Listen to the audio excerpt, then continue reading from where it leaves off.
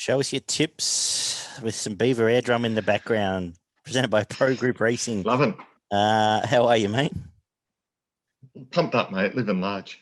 Yeah. Don't know why, but I am. In a good mood for once. See, look at you. Like the weight's been lifted off your shoulders for some reason. That's it, mate. What's news, mate? How did the weekend treat you? We're here to do some horse racing for those that just joined in. Midweek preview. Kenso, Randwick Kensington, and Sandown. But yeah, how was the weekend just before the big wet arrives? Yeah, well, the big wet kind of hit Melbourne and threw everything into a little bit of disarray for us on the weekend. But our special guest Trent fired off a few shots and did okay, didn't he? A great day. He found Toffee Tongue, Grand Slam, Mugger 2. Yeah. How good's he going? Yeah. And Easy Eddie, he was dirty on Easy Eddie. He was dirty on Easy Eddie not getting the home. So he did well. 3 double figure chance. He's probably earned himself another show. Yeah, we'll get him back. I believe he's got some competition from Penrith Cricket Club that want to be involved as well. They might come on and do some chat over winter. But look forward to that. And good man, very good man. Yeah, he is. So well done, and look forward to doing it again. Golden Slipper coming up this week. Did we learn anything from the 2-year-olds last week? I don't think. Well, I think the market's sort of framed and the barrier draw has been done, and certainly Profiteers come up favourite, drawn well, and I think it's still going to be the hardest to beat. Yeah, first thought, if this is supposed to be a lot of rain coming too, 40 mil each day for the rain. I know. So, yeah, if he's out, they might be very hard to catch him. So we'll talk about it all that Thursday night, Beaver. We'll do a Thursday night show to look at the slipper. And All-Star Mile, as we said, Mugger 2, fresh and was very good. Probably was probably out of play as soon as the rain really hit and just never handled it. And we probably don't need to worry about Sir Dragonet anymore, I don't think. So, no. Main takeaway. Cool. Done. Fluked it. So, let's get on to this week, though. We'll get to Kenso tomorrow, where not quite as heavy as it may seem. I think I'm thinking it plays just the worst side of soft, rail in the 2-meter mark, and it's going to play like it has for the last 6 weeks. You want to probably be on the outside fence by the end of the day. That's why I've approached it. And let's kick off in the first, where we've got the 3-year-old maiden over the 1550. I think there's probably a couple of leading chances here. How are you played the first one? I'm not playing it at all. Okay. So I'll lead us away. Well, 2 chances for me. The 2 Waller horses, Tycoon Halley, went in with a big spruik to that Gosford meeting where you just couldn't make ground at all, and actually was the only horse all day just about to actually make ground. Was a pretty good run, and I think it's a starting point. The obvious danger, I think, is Rapids, who has been backed. Actually, just looking at this, and Chased Home Jojo was a man, and Yangtze Rabbits, who probably are talented horses, I'm sort of thinking, and then 7-day backup, track and distance out to 1550 suits. I know they're the 2 top of the market, but I think they're the 2 you can look at. Probably just with Halley on top, but they're the 2, and I can probably have a good bet on one and back on the other, and save on the other. The 2-year-olds over the 1400 meters in race 2. How are you going here, Beaver? Yeah, I'm going for Singer Love Song. Mm-hmm. Thought its form for a race like this is pretty good. Was 4th behind a President, which will be in the slipper on Saturday, and then prior to that, I think ran less than a length behind Zethus and Home Affairs, which is pretty good form for a race like this. And prior to that, had some good form as well, in much better class than this. So I thought Sing a Love Song might get just sort of midfield in the running line and hopefully finish over the top of them. Yeah, found the same horse, and defending how wet it does get and how quick that rail gives out. Gate 12, I think Tommy Marquand might be looking for the outside. All he has to do is get to the outside here, I think. And 100%. So I'm with you. Found the same one there. Not going to add much more on that. Yeah, I was quite surprised it's not favourite, but better for me. Yeah, well, if I was compiling a market Trent style, I would mark it on top, I would say. Yep. And before you had the remark form through there as well. The other Spruik 2-year-old. 3-year-olds back to race 3 over the 1100 meters. And this is my turn to not have an opinion. I didn't like this race at all. Yeah, look, I thought Zane's Girl looked probably the hardest to beat here. First up was pretty good. Had some good barrier trials prior to that. Tom Sherry aboard. The Newham stable's going pretty well, and I thought it was good first up. So I think it's going to be hard to beat here. Yeah. Okay. Yeah. My only thought was it's too short right now, but I suppose where do you find the rest of the market? There's only the 2 champs. Yeah, there's only 2 in the market, and the rest are pretty long odds. I think that's a good indication. Race 4, benchmark 72 for the boys over the 1100 meters. This is a good race. Very interesting race. How do you like the leader? Fresh up, no trials, or are you looking elsewhere? I like Shadow Crush. Mm-hmm. First up, again, same combination as the race before. Sherry Newnham thought its trial wasn't too bad, just sitting behind Bellucci Babe. And prior to that, had some pretty good form in Saturday class form. So just got pipped by Dunbrody Power, which was in a really good race at Randwick. So it goes well at this track. And then prior to that, took care of a horse, He's a Hot Shot, when it was Shadow Crush was well in the market. So I think if it's got enough fitness under its belt, I think it could be hard to beat in this, and certainly goes well fresh up, and should be suited by the track and distance. Yeah, well, the 3 in the market are 3 obvious. I just leant towards Ocean Emperor. I like the return. I think Lost and Running is a good horse. It sort of had to do a bit of work there to find a spot, and then finished off quite well. Unbeaten track and distance, and I know it hasn't done anything second up last 2 preps, but they've not been long preps, and that first one was chasing Peltzer, and the second up second prep was chasing the Bopper. So this is a much weaker race, I think, than that. You've covered off everything with Shadow Crush. And Mr. Mosaic No Trial we talked about last week might just lead. And this back end of the program, there's a lot of leaders I would be backing on a dry, say, Warwick Farm, but don't really want to be backing on a wet Kensington. So I'd probably be more interested in Mr. Mosaic if it was drier, but could come out and, like it did first up last time, lead by 4 lengths and be hard to catch. Just going 5 from 2 for me. Very scared, and with the 1, the unknown. We kick off the quaddie, another 72, this time out to 1,800 meters. And time for me to probably stamp one, but I think you just completely forget Flexible going to Gosford on that leader's track. I think it comes back to the scene of the crime here. Gets to outside fence again. Rachel King will ride the right way again. Only question mark, 1,800 meters, but this isn't a strong race, and still relatively fresh for the Godolphin stable. Just needs to slingshot the outside, and I think will be too good for this lot. I think 350 is a great price, actually. Yeah, 100%. Couldn't agree with you more on that. That's my assumption. As soon as this popped up in the fields and I did the form, I just went back to Randwick. Gosford just a write-off, leader's track, got way out of its ground and just wasn't extended. This will suit, should be hard to beat. Yep. And no problem wet, no problem real wet. So yeah, very good. Don't need to say much more there. Another 78 is race 6 over the back to the 1,400 meters. You going with your horse here?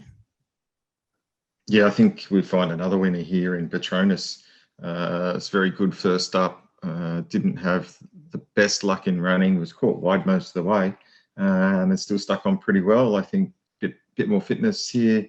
1,400 got drawn a little bit out. Nash is on board. Look, yeah, going to be super hard to beat this one.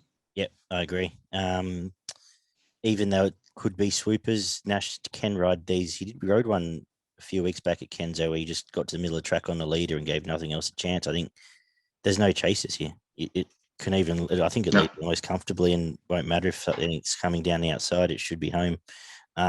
Wet's no problem. Yep, agree with you there. Two good bets in a row there for me. I think they might end up revolving around those two, to be honest. 72, race 7 over the 1550 as my form guide decides not to update just yet. There we go. And where are we here? What do you like? In the 7th, look, tough race, pretty open affair. Look, I've tipped Heart of Passance the first 2 starts, and I haven't been overly impressed. But they bring it to Sydney, and it gets a pretty weak field here. So I'm gonna purely stick with it because my heart tells me to, and I don't want to jump off just yet. So I'm going to stick with Heart of Passance to hopefully bounce back here. And probably the main dangers is the 2 Waller pair, Signora Nera and Sol Apex. They were the 2 that were sort of the main dangers for me, but I'm going to stick with Heart of Passance. Yep. I don't like the race at all, and I thought I could probably have something small on Solar Apex around double figures. Just at the trial, didn't say anything, but first prep I thought it showed a bit of ability behind likes of Kiku, and some horses have gone to Saturday grade. Kiku and Brook Spire, those sort of horses went down to Melbourne, ran quite well against Laquiro. Just fresh Waller. He seems to be targeting some of these sort of races fresher at the moment. So just a spec in a race I don't really like. I thought they wanted Harder Passance away from firm tracks. Then they wanted wet tracks. So I'm not sure what they want. If it is wet tracks, they get it. They do get the right draw. So we'll see how it goes. And Bowman booked, but yeah, I'm just specking the Waller horse there with not much confidence. 1100 meter 72 closes out the day. This might be the race of the day. It's a very good race. What do you like? I like All Halos Eve. Okay. I think this is just set up perfectly. I thought it was really impressive at Newcastle, hit the line very strongly on the soft going. Look, it's 1 out of 1 from the soft. It's had a win and a second from 2 starts on the heavy, so certainly handles the wet track. It's drawn out a little bit wider here, and look, if there's anything finishing off well in this race, I expect it to be All Halos Eve. Expect there to be a little bit of tempo on here, and that'll give it every chance. Yep, cool. One of the main chances, I did like Najma, maybe a tiny bit disappointed at Canterbury. Probably Tommy Berry and Rachel King ride this track as good as anyone, so giving it another chance. I'm actually scared of Selborough's first up here. Was quite good. I know it's mainly Canterbury form, but was good here behind Lord Olympus. Started last prep and match modes with Ellsberg, who's went up north. Trial was good. Nash on here, outside draw around the $9 mark was my top pick. As I said, from Najma, and then the 2 other chances, Selena Dreaming and the one you mentioned. But thought I'd just finish with another double figure play in a low confidence race. Your best and value at Randwick Kensington? Yeah, my best comes up in race 5, number 7, Flexible. I think it's going to be super hard to beat. And my value bet comes up in the last, race 8, number 12, All Halos Eve, around the $6 mark. Great. Flexible was one, and I'll make Petronius the other, or Pelotronius the other. Keen on those 2 as my best, and I'll make Selborough's my value in the last. On a reasonable betting day, I think tomorrow at Kenso. ProGroupRacing.com.au, check them out for their free tips and extensive guides, as well as give us a bit of commentary if you like on YouTube, Spotify, iTunes, anywhere good podcasts are found, as we head down south to Sandown Lakeside. Good track racing to rail in the 6, as always at Lakeside. On-pace bias could be an issue, so we'll wait and see as the rail gets out a bit further. Sometimes it's not as bad, so we'll see how that all comes into play. Where are you kicking off the day down south? Yeah, look, I was happy to let the first race go. Didn't like that much at all. But I did find one in the second. I thought Litchfield County was ultra impressive first up. One ran up, was on the speed and was way too good from it, wherever he could have probably won by further. was pretty skinny odds. So they expect, I think it was taken there for a pretty easy kill. And then I think they bring it to town here now. I'm thinking it's got a little bit of ability, and if it does, it needs to account for this lot. Same for me. Litchfield County, my best of the day down there. So I won't add much more to that one. Race 3, 1400 meter, benchmark 70. Any thoughts on this one? Oh, look, it's a pretty open affair here, and a tricky little affair. Wasn't super keen on anything, but if I had to have a bet and have a pick in this race, I thought Hot in Paris's form was pretty good at the moment. I thought it ran on quite well last start. And I think if it kind of got a little bit held up at a pretty critical time last start. So I think if it has a bit more luck in running, probably looks the one to beat for me. Yep. If you can make ground, I agree. Saying that race is the right race. If it does look like railed inside gates to start the day, then the obvious is Serena, who beat it home and had the setup here 2 weeks back. They're the two for me, which means I'm against Charlize. I've had enough of her. Canterbury Night form in Dubai Star leaving out as well. So 7 and 5, the main two here. We'll make a decision as we see how the track's playing. Race 4, where we see the clash of Mystery Shot and Shandy. Good little race this. How are you thinking this will play out? Yeah, look, I'm just trying to get a line on this. I think Shandy could be the horse to beat here. I thought the jump out was pretty impressive and looks like it might be really wound up for a first up tilt. My only concern in this race is that the small field, and there just may not be enough pace on for Shandy, which was my only concern. If there's enough pace on, I think Shandy could be the one hitting the line the hardest here. But if Mystery Shot gets pace on, or gets on pace and even maybe able to control the speed, might be hard to beat. But with the 5 kilo pulling weights, maybe Shandy to beat Mystery Shot for me. Yeah, I just went the other way, thinking it might be on pace, and Mystery Shot can just sit straight on Sonnery's back and go straight past, at least give Shandy one to chase down. I think if they are coming down outside by race 4, I could almost see Shandy starting favourite, actually. The two. I think track pattern again, will be the way we play that one. But I'm just leaning toward defaulting to what it's been for for what it tends to be there, on pace for me. Race 5, benchmark 70 over the 1400 meters. Any thoughts here? Yeah, look, I've gone for Seguso. Thought its first up run was outstanding. Last start, I thought it loomed up, or at one stage there, I thought it was going to win, and the inside horses just kicked and fought on strongly. And Seguso may have just beat it out on its run. Second up, I think it'll have probably benefited a lot from that run, and I think tomorrow should get a sit on just behind off the pace here and probably let down and be super hard to beat. Yeah, starting point gets the week backup as well, 7-day backup, which is a tick. I really like the return of Duke Kaboom. Might get control here and give it something to run down. And the horse it beat at last start, Air Defence, came out and won on the Moonee Valley race on Saturday at a big price. But they're the two in the market for me. I just think they might go hard. Yulong Code went pretty hard last start as well. So whether they will try and hold it up or they'll go forward again and put some pace into the race, which may set it up for Seguso. So that's the reason I went that way. Yep. No. Cool. I'll probably end up back at that price. I'll back both of them, I think, unless there's a clear bias. Race 6, we see.